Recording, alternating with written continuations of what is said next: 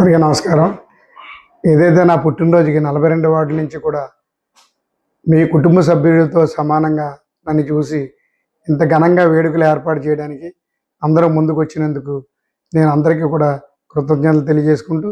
ఇలాగే మన కూటమి ప్రభుత్వాన్ని ముందుకు ఇంకో 25 సంవత్సరాలకు తీసుకెళ్ళేలాగా మనందరం కలిసి కష్టపడి పనిచేసి పార్టీ బలోపేతానికి కష్టపడాలని చెప్పి, మీతో సమానంగా అందరితోటి సమానంగా ఉండి నేను కూడా ఈ పార్టీ బలోపేతానికి కష్టపడి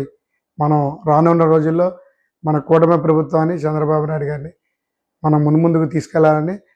దాంతోపాటు రాష్ట్ర అభివృద్ధి కూడా కుంటుపడకుండా మన కూటమి ప్రభుత్వం ఉంటేనే రాష్ట్ర అభివృద్ధి కుంటుపడకుండా ఉంటుంది. కాబట్టి మనం కూడా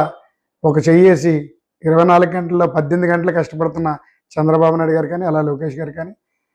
ఇలాగే మన నగర శాసనసభ్యులు వాళ్ళతో సరి సమానంగా ఏదైనా